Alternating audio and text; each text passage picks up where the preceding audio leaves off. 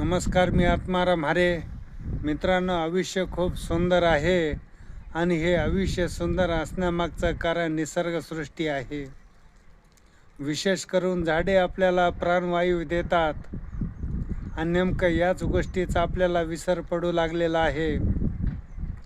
मित्रांनो, काही महिन्यामध्ये कुंभमेळा होणार आहे आणि या कुंभमेळ्यात येणाऱ्या साधूंना बसण्यासाठी जागा पाहिजे. या बदल्यात तपोवनातील 1800 झाडं तोडण्याचा एल्गार पुकारलेला आहे. हा विचारच मला वाटतं चुकीचा आहे. मित्रांनो, एक झाड वाढवण्यासाठी किती वर्ष लागतात, किती कष्ट घ्यावे लागतात, याची जाणीव खुर्चीत बसलेल्या लोकांना दिसून येत नाही. या गोष्टीला धार्मिक लेप लावलेला दिसून येत आहे. मित्रांनो, जे कारण देतात जुनी झाडं तोडू आणि नवी झाडं लावू, हा विचारच मला वाटतं ज्ञानामध्ये दडलेला अज्ञान आपल्याला दिसून येत आहे. आज सयाजी शिंदेसारखे वृक्षमित्र मैदानात उतरलेले आहेत.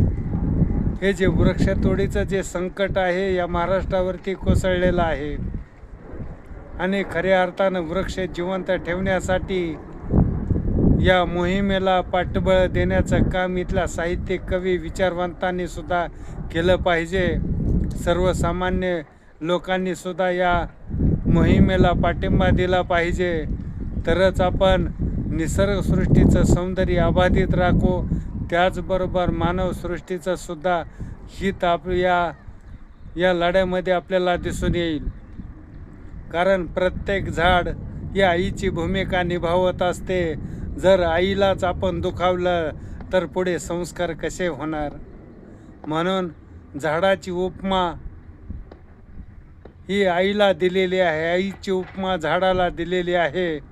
म्हणूनच झाडे हे आपल्याला प्राणवायू देतात. आईसुद्धा आपल्यावर चांगले संस्कार करत असते.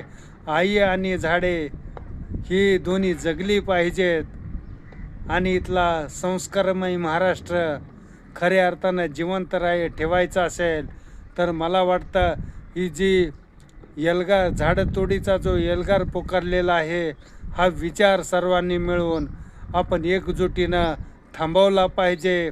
यासाठी महाराष्ट्रातील प्रत्येक व्यक्तीनं या मोहिमेत सहभागी होऊन ज्या आपल्या कवितेमधनं, साहित्यामधनं हा जो आवाज उठवला पाहिजे.